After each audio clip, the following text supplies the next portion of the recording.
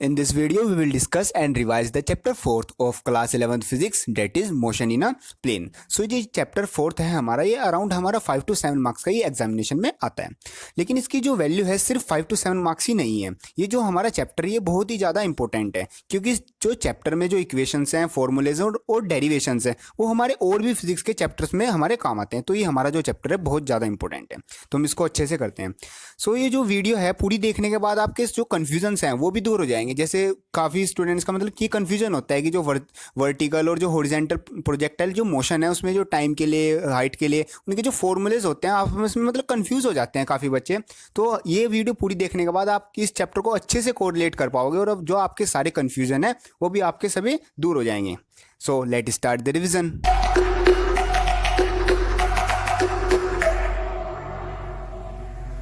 ये जो चैप्टर है मेनली 2 पार्ट्स में डिवाइडेड है। फर्स्ट पार्ट आता है हमारा एक प्रोजेक्टाइल मोशन और सेकंड पार्ट आता है हमारा वेक्टर्स। तो सबसे पहले हम रिवाइज कर लेते हैं प्रोजेक्टाइल मोशन वाले पार्ट को। छोटा सा एंड सिंपल सा हमारा ये टॉपिक है।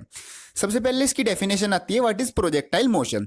Anything that moves through the atmosphere without any fuel is known as projectile and the motion it experience is known as projectile motion. मतलब कोई भी अगर हमारी बॉडी है वो मतलब एटमॉस्फेयर में विदाउट फ्यूल मूव करेगी, उस बॉडी को हम बोलते हैं प्रोजेक्टाइल मोशन, और जो वो मतलब उसे बोलते हैं प्रोजेक्टाइल। और जो वो बॉडी है, जो मोशन वो करती है, जो ट्रेजेक्ट्री वो पास करती है, उस मोशन को हम बोलते हैं उसका प्रोजेक्टाइल मोशन। नेक्स्ट आती है हमारी कुछ कंडीशंस ऑफ प्रोजेक्टाइल मोशन। मतलब कि जो हमारा प्रोजेक्टाइल मोशन होता है जब उसकी डेरिवेशन करते हैं या उसके बारे में डिस्कस करते हैं तो हम कुछ जो कंडीशंस होते हैं उनको मान के चलते हैं। जैसे कि सबसे पहले आती है ए रेजिस्टेंस नेग्लिजिबल। मतलब कि जो हमारा ए रेजिस्टेंस है हम उसको नेग्लिजिबल लेके चलेंगे जब भी हम इसके डेरिवेशन या इसके न्यूमेरिकल करेंगे। सेकंड आता है अर्थ एज्यूम टू बी फ्लैट। मतलब जो अर्थ है हमारी हमें उसे एज्यूम करना पड़ेगा कि वो फ्लैट है। वैसे कुछ एसोसिएशन होती हैं ऐसी जो फ्लैट भी मानती है, थोड़ी देर के लिए हमें उनके साथ ही होना पड़ेगा। थर्ड आता है हमारा rotation of earth is negligible. Earth की वजह से जो रोटेशन की वजह से जो इफेक्ट होते हैं उसको हमें नेग्लिजिबल मानना पड़ेगा। फोर्थ आता है acceleration due to gravity is constant. मतलब अर्थ की जितनी भी सरफेस है उस पर जो हमारा एक्सीलरेशन जी की वैल्यू होती है उसको हमें हर जगह पूरी अर्थ पर कांस्टेंट लेके चलना पड़ेगा। तो नेक्स्ट टॉपिक आता है हमारा types of projectile motion. Mainly हमारे 2 टाइप्स के प्रोजेक्टाइल मोशन होते हैं। One is vertical projectile motion and second is horizontal projectile motion. Vertical projectile motion का मतलब होता है अगर हम किसी ऑब्जेक्ट को ग्राउंड लेवल से, अर्थ से मतलब ग्राउंड लेवल से हम किसी ऑब्जेक्ट को अपवर्ड थ्रो करते हैं एट अ सर्टेन एंगल, उस प्रोजेक्टाइल मोशन को, उस मोशन को हम बोलते हैं वर्टिकल प्रोजेक्टाइल मोशन। और उसी मतलब सेम टाइप के मोशन को अगर हम किसी हाइट से, मतलब वही ऑब्जेक्ट जैसे हम सर्टेन एंगल पर हम फेंक रहे थे वर्टिकल प्रोजेक्टाइल मोशन में, उसी ऑब्जेक्ट को हम किसी हाइट से जाके फेंक दें, मतलब ग्राउंड से थोड़ा अप हाइट पर, तो उस प्रोजेक्टाइल मोशन को हम बोलते हैं हॉरिजॉन्टल प्रोजेक्टाइल मोशन। तो सबसे पहले इसकी डेफिनेशन देख लेते हैं वर्टिकल वाले की। इसका मतलब है body is projected at a certain angle from horizontal, मतलब ग्राउंड लेवल से किसी बॉडी को फेंकना। तो नेक्स्ट आती है हमारी कुछ इंपॉर्टेंट इक्वेशन। जैसे कि फर्स्ट इक्वेशन है हमारी y is equal to x tan theta minus half g x square upon u square cos square theta. मतलब ये जो इक्वेशन है ये हमारी इक्वेशन है प्रोजेक्टाइल मोशन की ट्रेजेक्ट्री की। मतलब इससे पता चलता है कि जो हमारा प्रोजेक्टाइल मोशन होता है वो हमारा पैराबोलिक पाथ फॉलो करता है, क्योंकि ये जो इक्वेशन है ये हमारी एक पैराबोलिक इक्वेशन है। हमारी जितनी भी इक्वेशंस हैं और इस टॉपिक्स में मतलब जितने भी हमारे फॉर्मूले ड्राइव किए हुए हैं हमने, मतलब इनके जो डेरिवेशंस हैं वो हमारे एग्जामिनेशन पॉइंट ऑफ व्यू से बहुत ज़्यादा इंपॉर्टेंट है। यहाँ से मतलब डेरिवेशन तो पक्का आना ही आना है और साथ में कुछ मतलब डेरिवेशन से रिलेटेड ही हमारे क्वेश्चन भी। सो नेक्स्ट आता है हमारा टाइम के लिए। मतलब कि जो वर्टिकल प्रोजेक्टाइल मोशन होता है उसमें जब हम बॉडी को प्रोजेक्ट करते हैं इस साइड से और वो उस साइड जाके मतलब ग्राउंड पे टच होती है तो वो जितनी देर हवा में रहती है, मतलब टाइम ऑफ फ्लाइट, उस टाइम के लिए फॉर्मूला होता है हमारा T is equal to capital T is equal to 2u sine theta upon g.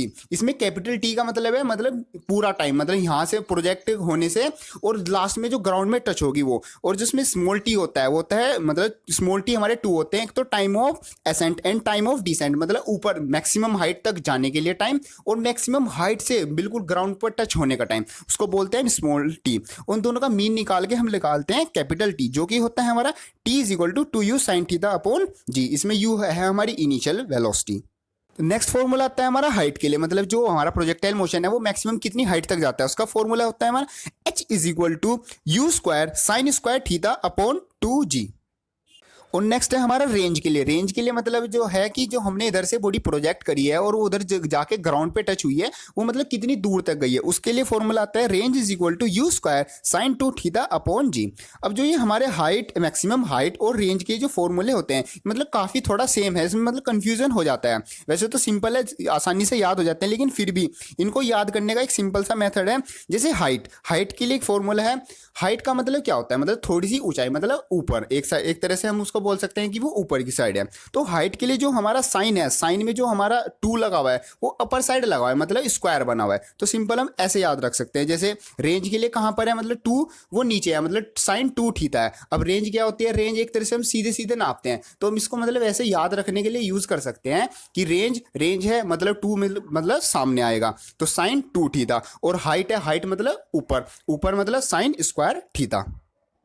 ये एक मतलब याद करने का तरीका है, ताकि मतलब इसमें हाइट और रेंज में कंफ्यूजन भी ना हो, वरना मतलब इसमें कंफ्यूजन हो जाता है कि हाइट का ये वाला साइन स्क्वायर आएगा या साइन 2 थीटा आएगा। इस मेथड से हम सिंपली इसको याद कर सकते हैं।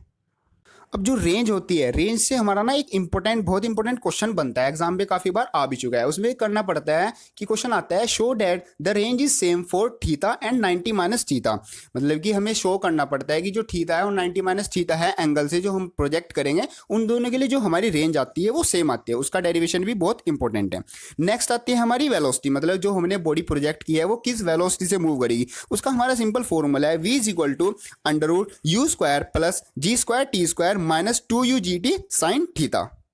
अभी जो फॉर्मूला है, इस फॉर्मूले की हेल्प से हम जो मतलब हमारी बॉडी किसी भी टाइम फ्लाइट में है, मतलब कि इधर से हमने प्रोजेक्ट किया है, वो ग्राउंड तक अभी टच नहीं किया, किसी भी टाइम पर एट एन इंस्टेंट हम उसकी वेलोसिटी निकाल सकते हैं with the help of this formula. और इसकी जो डायरेक्शन, मतलब जो वेलोसिटी की डायरेक्शन निकालने का फॉर्मूला है वो है हमारा tan beta is equal to v y upon v x.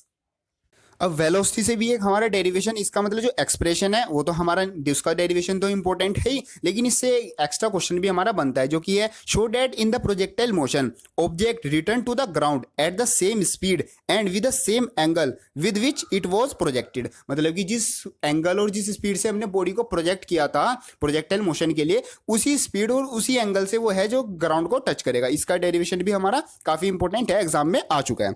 Next आती है हमारी जो हमने सबसे पहले की थी प्रोजेक्टाइल मोशन की इक्वेशन, उसी की हमारी एक दूसरी फॉर्म है जो कि हमारे काफी बार न्यूमेरिकल में काम आ जाती है, जो कि है y is equal to x tan theta bracket 1 minus x upon R. ये हमारी है मतलब रेंज की फॉर्म में। अगर हमें रेंज पता है और हमें कुछ और वैल्यू निकालनी है तो हम इस इक्वेशन को यूज कर सकते हैं। अब नेक्स्ट टॉपिक आता है हमारा मतलब कि हॉरिजॉन्टल प्रोजेक्टाइल मोशन। है वही जैसा वर्टिकल प्रोजेक्टाइल मोशन है बस, लेकिन हम कहाँ पर चले गए, एक हाइट पर मोशन हम ऐसे ही कर रहे हैं। उसके कुछ फॉर्मूले उस हिसाब से, जैसे हम हाइट पे गए हैं तो मतलब उसका हाइट का फर्क से थोड़े फॉर्मूले हमारे चेंज हो जाते हैं। पहले इसकी डेफिनेशन देख लेते हैं। उसकी है body is projected from some height with certain velocity. मतलब इसमें डिफरेंस क्या है, बस सम हाइट आ गया, हम किसी हाइट पर चले गए तो हमारा मोशन क्या हो गया, हॉरिजॉन्टल प्रोजेक्टाइल मोशन। इसकी जो इक्वेशन बनती है वो बनती है हमारी y इज इक्वल टू के एक्स स्क्वायर। मतलब कि k इसमें कांस्टेंट है और y एक्सिस हमारे यही वेरिएबल होते हैं। तो ये भी जो इक्वेशन होती है ये भी हमारी एक पैराबोलिक इक्वेशन होती है। तो इससे हमें पता चलता है कि जो हमारा प्रोजेक्टाइल मोशन होता है उसकी जो ट्रेजेक्ट्री होती है वो क्या होती है, हमारी पैराबोलिक पाथ। और उसमें जो हमारा k है उसकी k की हमारी एक वैल्यू भी है, वो है हमारी half g upon u square. उसकी मतलब जो k है कांस्टेंट है, उसकी वैल्यू है हमारी half g upon u square. Next आता है हमारा रेंज के लिए फॉर्मूला, वो की है जो कि है range is equal to u into under root 2h upon g. इसमें u है हमारी इनिशियल वेलोसिटी, h मतलब जिस हाइट पर गए हैं उसकी वैल्यू, और g हमारी एक्सीलरेशन ड्यू टू ग्रेविटी। ये फॉर्मूला है हमारा रेंज के लिए, मतलब हमारा जो प्रोजेक्टाइल मोशन है वो कितनी दूर तक गया है। नेक्स्ट आता है हमारा टाइम के लिए। टाइम का फॉर्मूला है time is equal to under root 2h upon g. ये होता है हमारा टाइम ऑफ फ्लाइट, मतलब हमने बॉडी इधर से प्रोजेक्ट करी और उधर जाके वो जब ग्राउंड पे टच हुई, उसने मतलब टाइम ऑफ फ्लाइट, उसको कितना टाइम लगा वहां यहां से वहां जाने में, उसको हम बोलते हैं टाइम ऑफ फ्लाइट। उसका फॉर्मूला होता है अंडर रूट 2h अपॉन जी। नेक्स्ट फॉर्मूला है हमारा वेलोसिटी एट एन इंस्टेंट। मतलब कि बॉडी जो है वो प्रोजेक्टाइल मोशन में है, हमें किसी भी टाइम पर उसका वेलोसिटी निकालनी है। उसका फॉर्मूला है v is equal to under root u square plus g square t square. मतलब यूएस में हमारी initial velocity, g acceleration due to gravity and t is time. जिस भी इंस्टेंट टाइम पर हम निकालना चाहते हैं उसकी वैल्यू। और उसकी जो मतलब डायरेक्शन होती है वेलोसिटी की, वो निकलती है हमारी tan beta is equal to v y upon v x, मतलब कि g t upon u. So ये सब थे हमारे equations and formulae for horizontal projectile motion. Next आता है हमारा एक इंपॉर्टेंट पॉइंट आता है जो कि है if the body is projected from some height in upward direction then we take u t as negative in the equation s is equal to u t plus half a t square. मतलब कि जैसे हमारा horizontal projectile motion है, हम body को किसी height से जाके प्रोजेक्ट कर रहे हैं, तो उसमें जो हम इक्वेशन मतलब न्यूमेरिकल में इक्वेशन यूज करते हैं जो कि हम न्यूटन्स वाली s is equal to u t plus half a t square, उसमें जो यूटी की वैल्यू है वो हम नेगेटिव लेते हैं। ये हमारी हेल्पफुल होगी न्यूमेरिकल के लिए। जैसे कि हमने बॉडी किसी हाइट पे जाके प्रोजेक्ट की, हमने ऊपर फेंकी, वो तो ऊपर गई, नीचे आई, फिर नीचे आई, वो पहले तो आएगी मतलब उस लेवल तक जहां से हमने फेंकी, फिर वो नीचे जाएगी मतलब जिस हाइट तक हम खड़े हैं उस तक तो वो नीचे आ जाएगी, फिर वो जैसे अंडर द ग्रेविटी वर्क कर रही है, एक्सीलरेशन ड्यू टू ग्रेविटी की वजह से नीचे आ रही है, तो वो और नीचे तक जाएगी। तो हमें अगर इसमें निकालनी है सिर्फ कि वो उसको कितना टाइम लगा कि वहां तक आने में जहां से हमने फेंकी थी, मतलब उस लेवल तक, तो उसके लिए हम ये फॉर्मूलेज यूज करते हैं। तो उसमें जो हम यूटी की वैल्यू लेंगे वो लेंगे हम नेगेटिव। नेक्स्ट आती है हमारी एक maximum horizontal range is equal to 4 into maximum height. इसके हमारा जो डेरिवेशन है वो भी इंपॉर्टेंट है और ये हमारा न्यूमेरिकल में भी डायरेक्ट यूज हो जाता है। सबसे पहले ये समझ लेते हैं कि जो हॉरिजॉन्टल रेंज होती है सबसे मैक्सिमम वो आती है हमारी 45 डिग्री एंगल पर, और जो उसका मतलब फॉर्मूला होता है h m is equal to R m upon 4, मतलब height maximum is equal to range maximum upon 4। Simple मतलब है कि जो हमारी मैक्सिमम हॉरिजॉन्टल रेंज होती है वो होती है हमारी 4 टाइम्स द मैक्सिमम हाइट। सो ये सब था हमारा मतलब प्रोजेक्टाइल मोशन से रिलेटेड। ये यहाँ से हमारे डेरिवेशंस और न्यूमेरिकल दोनों ही हमारे बहुत ज़्यादा इंपॉर्टेंट हैं।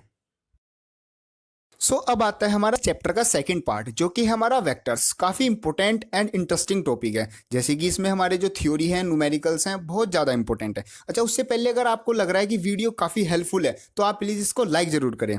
सो अब हम करते हैं अपना टॉपिक वेक्टर्स। सबसे पहले समझते हैं वेक्टर्स कहाँ से। तो हमारे यहाँ जो मतलब हमारे जो फिजिक्स में फिजिकल क्वांटिटीज़ होती हैं उसमें 2 टाइप्स की क्वांटिटीज़ होती हैं, एक तो होती है हमारी स्केलर और एक होती है हमारी वेक्टर्स। तो स्केलर का मतलब होता है ऐसी क्वांटिटीज़ जिनको डिफाइन करने के लिए हमें सिर्फ क्या चाहिए, सिर्फ मैग्नीट्यूड, उनको बोलते हैं हम स्केलर। सेकंड आती है हमारी वेक्टर्स। वेक्टर्स वाली कौन सी होगी, जिनको मैग्नीट्यूड तो चाहिए लेकिन साथ में क्या, साथ में डायरेक्शन भी चाहिए, उनको हम बोलते हैं वेक्टर्स। तो उसी टॉपिक को हम इसमें रिवाइज करने वाले हैं। तो सबसे पहले इसकी एक डेफिनेशन देख लेते हैं सिंपल सी, जो कि है any physical quantities who needs direction to define itself is known as vectors. मतलब मैग्नीट्यूड तो सबको चाहिए ही चाहिए, साथ में इसको क्या चाहिए, डायरेक्शन, तो इसको हम क्या बोलते हैं, वेक्टर्स।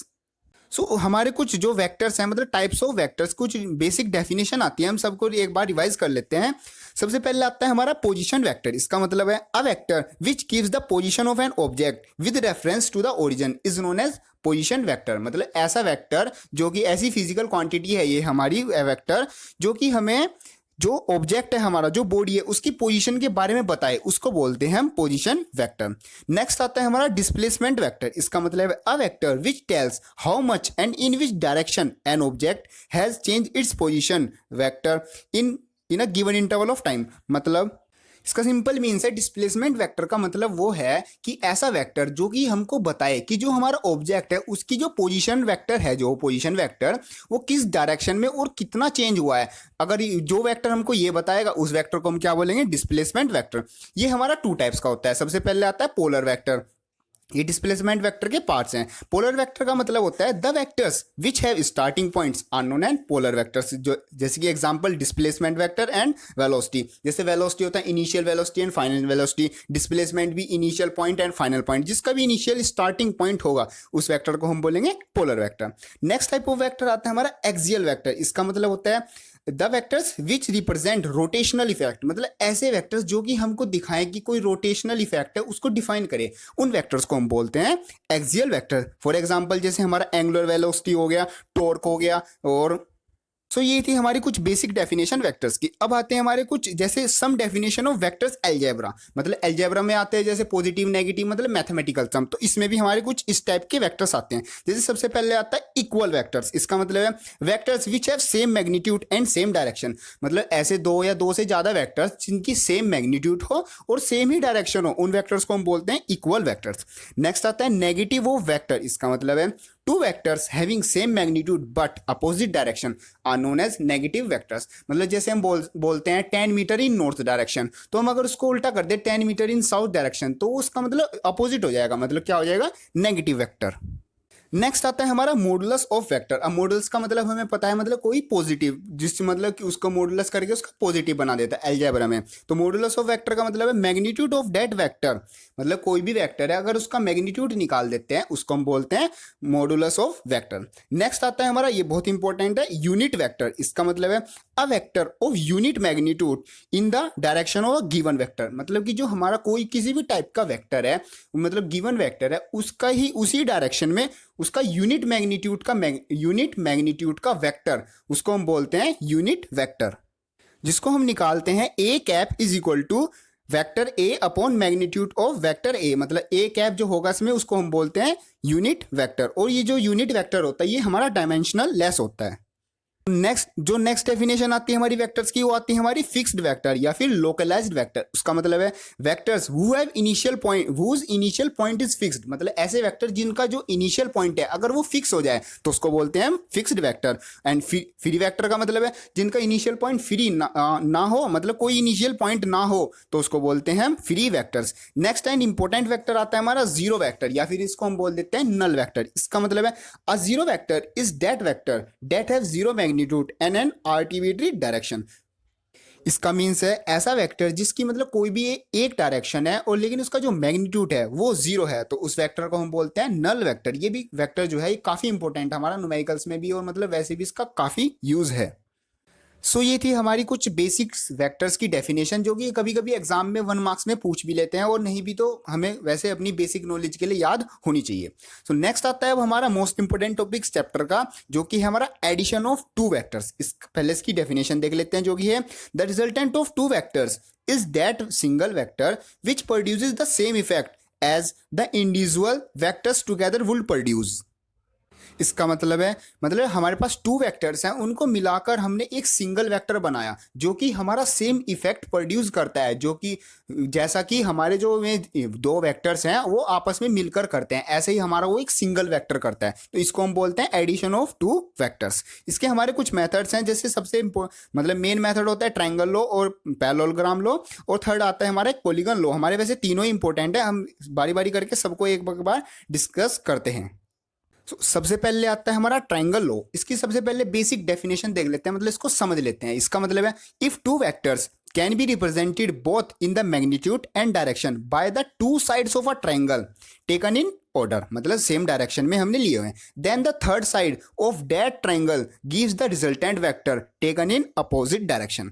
मतलब कि हमारे पास ट्रायंगल है, ट्रायंगल की कितनी साइड है हमारी? 3 साइड। तो जो हमारे टू वेक्टर्स हैं ए एंड बी हम मान लेते हैं, तो हमने उसको क्या लिया, एक साइड और दूसरी साइड सेम डायरेक्शन की जो साइड है, टू ट्रायंगल की टू साइड को हमने अपने ए बी वेक्टर्स ले लिया। तो जो हमारी थर्ड साइड है उसको अगर हम अपोजिट डायरेक्शन में ले लें तो वो हमारी अपोजिट डायरेक्शन में जो हमारी साइड आएगी वो हमको क्या देगी? Resultant of two vectors. यही क्या है हमारा ट्रायंगल लॉ, मतलब लॉ ऑफ एडिशन में जो हमारा ट्रायंगल लॉ है ये है उसकी एक डेफिनेशन। सो जो उसकी जो फिगर बनती है वो हमारी कुछ इस तरीके से बनती है। सिंपल हमारा एक ट्रायंगल है जिसकी हमारी 3 साइड्स हैं, जो ए एंड बी जो हमारे सिंगल वेक्टर्स हैं उनकी सेम डायरेक्शन है, और जो रिजल्टेंट वेक्टर है उसकी क्या है? Opposite direction. इसको हम लिखते हैं resultant vector is equal to a vector plus b vector, मतलब कि दोनों वेक्टर को सम करके हमारा जो रिजल्टेंट वेक्टर आ रहा है वो।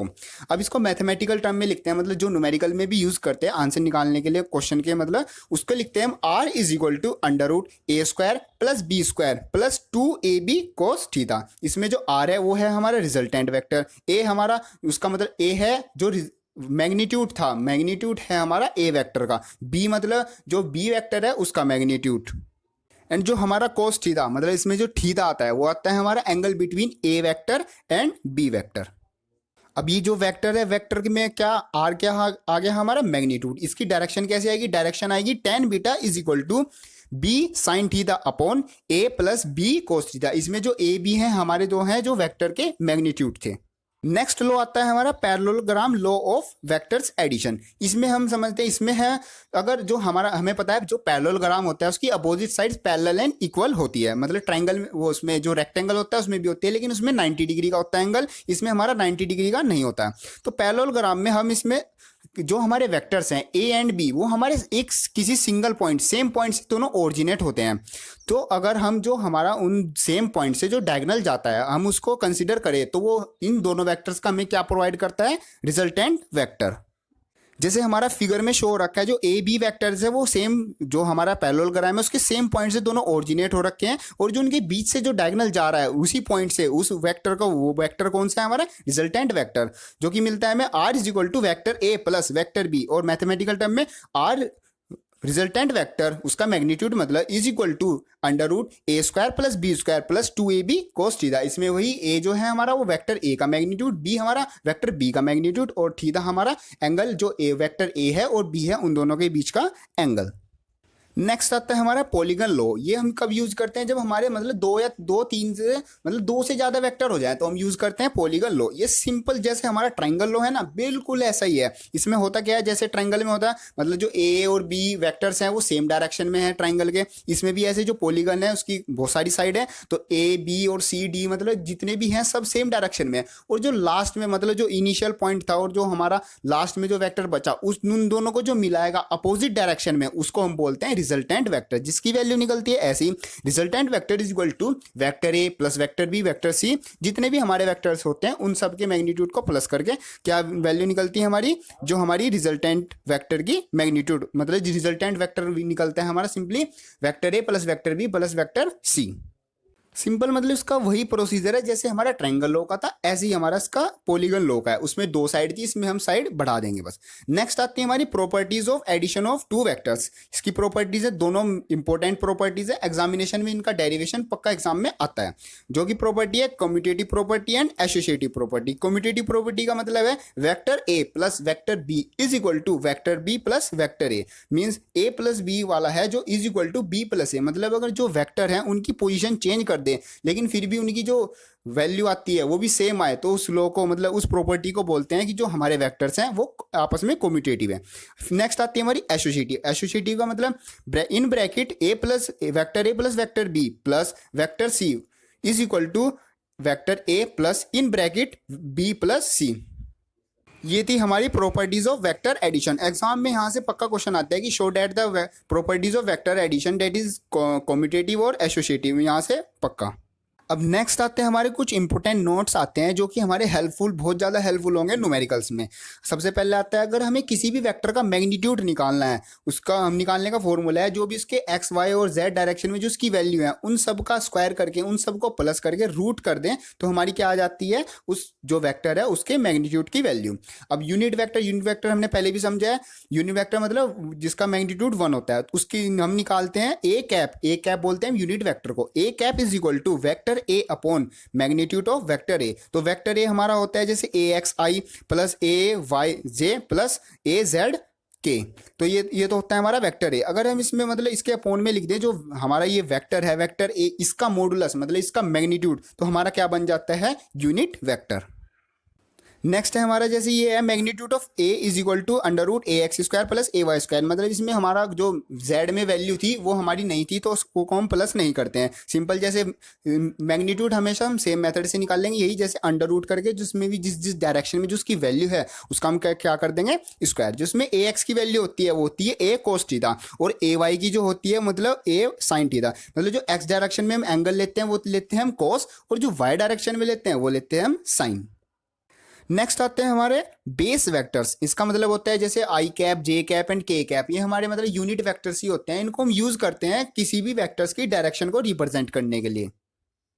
एक हमारा इंपॉर्टेंट नोट आता है जो कि है resultant is equal to a vector plus b vector, मतलब कि हम जो वेक्टर ए है और वेक्टर बी है उन सबको मतलब सम कर रहे हैं। तो उसमें हम क्या करते हैं, जैसे हमें टू वेक्टर्स गिवन है जैसे ए वेक्टर और बी वेक्टर, उनमें जो ए में और बी में जो हमारे एक्स, ए में जो एक्स वाले बी में एक्स वाले उन दोनों को सम करते हैं, और जो ए में वाई वाले और बी में वाई वाले वाई वाले को प्लस करते हैं, और जेड वाले को प्लस करते हैं, और जो इनको प्लस करके पूरा हमारे एक मतलब नंबर आता है उसको हम बोलते हैं रिजल्टेंट।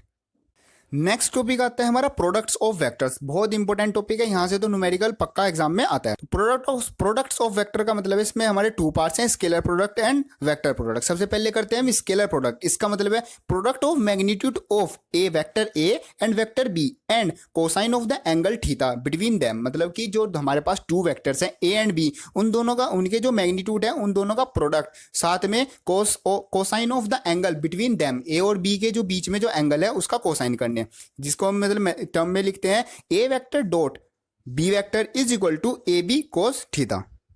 फॉर एग्जाम्पल जैसे work is equal to F dot S and power is equal to F dot V, मतलब ये क्या है हमारे डॉट प्रोडक्ट के एग्जाम्पल। नेक्स्ट आती हैं कुछ इसकी प्रॉपर्टीज, जैसे अगर हमारा जो वेक्टर ए है और जो वेक्टर बी है उनके बीच में अगर 90 डिग्री का एंगल हो जाए तो उनकी ए डॉट बी का प्रोडक्ट क्या हो जाएगा, जीरो। ऐसे कैसे, जैसे जो कोस थीटा होता है मतलब कोस 90 क्या होता है, जीरो। तो अगर हम जीरो की मल्टीप्लाई ए और बी के मैग्नीट्यूड में करेंगे तो सारी टर्म क्या हो जाएगी हमारी zero. Means a dot b, if a is perpendicular to b then the whole equation will be zero, मतलब उसका जो मैग्नीट्यूड हो जाएगा ए डॉट बी का डॉट प्रोडक्ट क्या हो जाएगा, जीरो। नेक्स्ट है हमारा हमें मतलब जो हमारा थीटा है एंगल है जो हमारा ए और बी के बीच में उसका कोसाइन निकालना है, तो हम यूज करते हैं vector A dot vector B upon magnitude of vector a into magnitude of vector b. और जिसमें जो ए डॉट बी होता है वो निकलता है हमारा जो ए वेक्टर है और जो बी वेक्टर है उसमें सब में मतलब ए में एक्स वाई और जेड वाली टर्म है और बी में भी हमारी एक्स वाई और जेड वाली टर्म है। तो अगर हम जो एक्स और एक्स वाली टर्म है उनको आपस में मल्टीप्लाई और वाई और वाई को आपस में और जेड जेड वाली को आपस में मल्टीप्लाई करके सम कर दे तो हमारा क्या आ जाता है, A vector A dot vector B. इसकी हेल्प से हम निकाल सकते हैं कोसाइन ऑफ थीटा मतलब कोस थीटा की वैल्यू।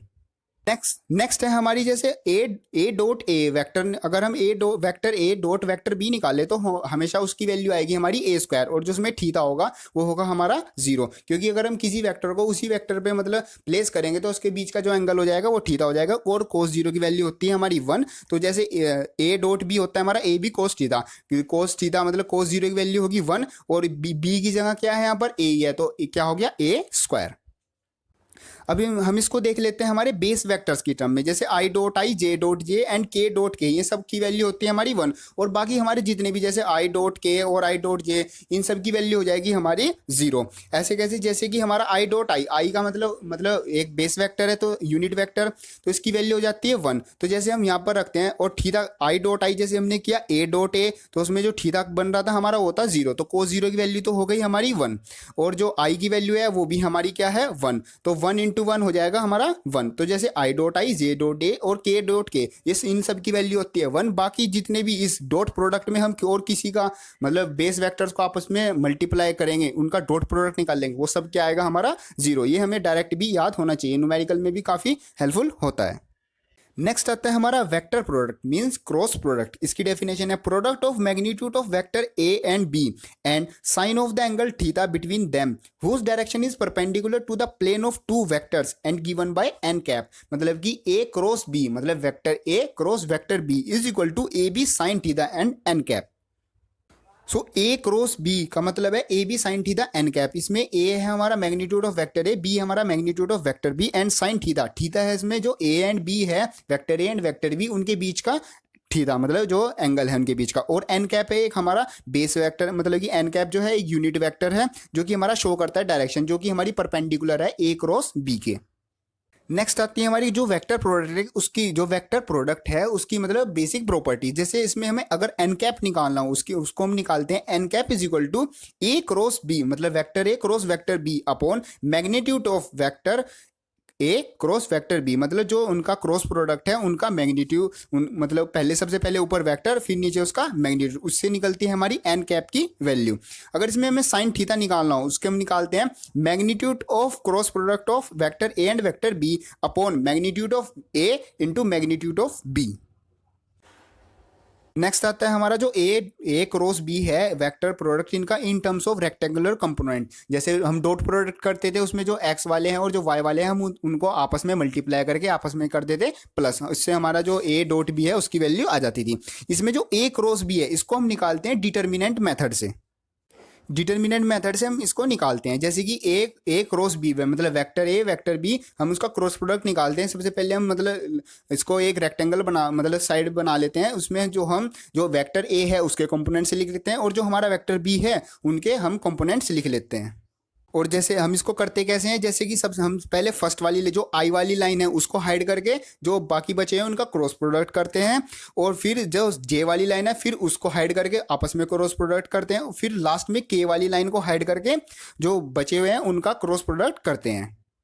अब इसमें हमें सबसे एक मेन पॉइंट जो याद रखना है वो रखना है कि जब हम जो क्रॉस प्रोडक्ट करेंगे, मतलब जो अंदर अंदर वाला क्रॉस प्रोडक्ट होगा, उनके बीच में तो लगेगा सबके माइनस, और जो हमारा आई वाली टर्म है वो आएगी हमारी पॉजिटिव, जे वाली आएगी हमें हमेशा नेगेटिव, मतलब उसमें हम नेगेटिव यूज करेंगे, बाकी चाहे वो क्रॉस प्रोडक्ट करके वो बाद में पॉजिटिव हो जाए, लेकिन हम जो ब्रैकेट के बाहर यूज करेंगे वो करेंगे हम नेगेटिव, और जो के वाली टर्म होगी वो भी होगी हमारी पॉजिटिव। मतलब कि यही सिंपल, जो सबसे पहली टर्म होगी वो होगी हमारी positive, second negative, third positive, जो फोर्थ आएगी वो नेगेटिव, मतलब पॉजिटिव नेगेटिव पॉजिटिव नेगेटिव, ऐसे हमारा चलेगा। नेक्स्ट आता है हमारा, इसमें ये है जैसे if vector a parallel to vector b, तो उसका क्रॉस प्रोडक्ट हो जाएगा हमारा जीरो। सिंपल, जैसे अगर दो चीज आपस में पैरेलल हैं तो उनके बीच का एंगल क्या हो जाएगा, जीरो या 180। तो अगर साइन जीरो की वैल्यू क्या होती है, जीरो, तो ए क्रॉस बी क्या हो जाएगा हमारा, सिंपल जीरो। लास्टली आते हैं हमारे इसमें कुछ जैसे एग्जाम्पल जैसे torque is equal to r cross f and momentum is equal to r cross p. तो नेक्स्ट टॉपिक आता है हमारा vector products of orthogonal unit vectors, मतलब जो हमारे यूनिट वेक्टर से base vectors i j k, उनका मतलब हम क्रॉस प्रोडक्ट करेंगे, वेक्टर प्रोडक्ट करेंगे। तो सबसे पहले इसमें मतलब इसमें जो उनका मैग्नीट्यूड तो 1 ही होता है, तो उनकी वैल्यू तो 1 ही आएगी, लेकिन इसका जो मेन इफेक्ट पड़ता है वो पड़ता है हमारा मतलब उसकी डायरेक्शन पर। ये मेनली तो हमारी डायरेक्शन ही शो करते हैं, तो इनकी जो वैल्यू है पॉजिटिव और नेगेटिव, इनसे हमारा मेन फर्क पड़ता है। सबसे पहले हम लिख लेते हैं इनको आई जे के, मतलब जैसे ये वर्ड है मतलब आई जे के, इन्हीं फॉर्म में हम इनको इसी सीक्वेंस में हम इनको लिख लेते हैं। तो अगर हम इनका जो प्रोडक्ट है, जो वेक्टर प्रोडक्ट है, वो करते हैं एंटी साइक्लिक, जैसे फर्स्ट सर्कल में जैसे आई जे और के है, अगर इसको एंटी साइक्लिकली प्रोडक्ट करेंगे, जैसे आई क्रॉस जे, जे क्रॉस के, या फिर के क्रॉस आई, ऐसे प्रोडक्ट करेंगे तो क्या आएगा, हमें हमेशा हमारा जो प्रोडक्ट करके रिजल्ट आएगा वो हमेशा हमारा क्या रहेगा, पॉजिटिव। और अगर हम इसका उल्टा कर दें, मतलब इसको हम क्लॉकवाइज करें, जैसे आई क्रॉस के या फिर के क्रॉस जे, जे क्रॉस आई, तो क्या हो जाएगा हमारा, वो क्लॉकवाइज हो जाएगा, तो जो उसकी वैल्यू आएगी रिजल्टेंट वो क्या हो जाएगा हमारा, नेगेटिव। नेक्स्ट है हमारा एक नोट आता है, मतलब इंपॉर्टेंट, बहुत ज्यादा इंपॉर्टेंट पॉइंट आता है, area of parallelogram. Direct numerical आता है कि हमारे पास एक पैरेललोग्राम है, उसमें जैसे हमने किया था वेक्टर सम में कि उसका जो वेक्टर ए है ये है और वेक्टर बी है, इसका रिजल्टेंट निकालो, मतलब इसका एरिया निकालो। तो एरिया निकालने का फॉर्मूला होता है हमारा ए इंटू ए क्रॉस बी, मतलब उसका वेक्टर प्रोडक्ट करके उसका मैग्नीट्यूड, वो होता है हमारा एरिया ऑफ पैरेललोग्राम। अब हमें अगर वेक्टर ए और वेक्टर बी डायरेक्ट गिवन है तो हम इसको यूज कर लेंगे। अगर हमें वेक्टर ए और वेक्टर बी नहीं गिवन है, हमें जो हमारा पैरेललोग्राम है उसके डायगोनल्स गिवन है R1 एंड R2, तो हम उसको यूज करके कैसे निकालेंगे, जैसे if diagonals are given R1 और R2, तो हम क्या करेंगे, ए प्लस बी को हम मान लेंगे कोई सा भी डायगोनल, R1 या R2 कोई भी मान सकते हैं, हमने माना है R1, और ए माइनस बी एक बार जो वेक्टर्स हैं उनको प्लस करेंगे और एक बार क्या करेंगे, minus. A minus b is equal to R2, और इन दो इक्वेशन है हमारे पास, इन दोनों को सोल्व करेंगे तो इससे हमें क्या मिलेगा, ए एंड बी की वैल्यू, और ए बी की जब वैल्यू मिल जाएगी हम फिर से वही फॉर्मूला यूज करेंगे, ए क्रॉस बी का मैग्नीट्यूड, उससे क्या आ जाएगा हमारा एरिया ऑफ पैरेललोग्राम। कहाँ पर यूज होता है, ये यूज होता है हमारा न्यूमेरिकल्स में, और इससे जो हमारा है न्यूमेरिकल एग्जाम में या फिर एग्जाम में भी नहीं, वैसे भी इंपॉर्टेंट है बहुत ज्यादा। नेक्स्ट आती है हमारी एक डेफिनेशन आती है जो कि हमारी टेंसर्स की, इसका मतलब है those physical quantities which are neither scalar nor vector.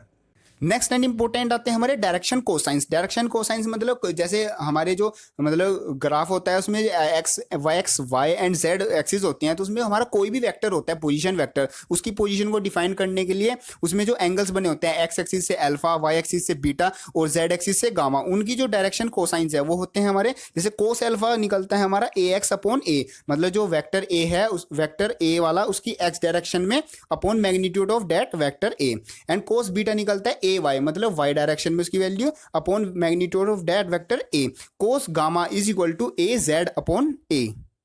Next आते हैं हमारे कुछ इंपॉर्टेंट पॉइंट ये हमारे जैसे 2 पॉइंट है, इनसे हमारा मतलब एग्जाम में मतलब क्वेश्चन भी आता है कि इसको शो करो कि मतलब ये LHS होता है RHS के इक्वल, और कभी कभी हमें डायरेक्ट भी यूज करने पड़ते हैं। जैसे एक पॉइंट है हमारा a unit vector A minus unit vector B minus करके उनका जो सब्ट्रैक्शन करके जो मैग्नीट्यूड आता है उसका स्क्वायर किसके इक्वल होता है, उसका स्क्वायर इक्वल होता है यूनिट वेक्टर ए minus unit vector v bracket into unit vector ए माइनस यूनिट वेक्टर बी।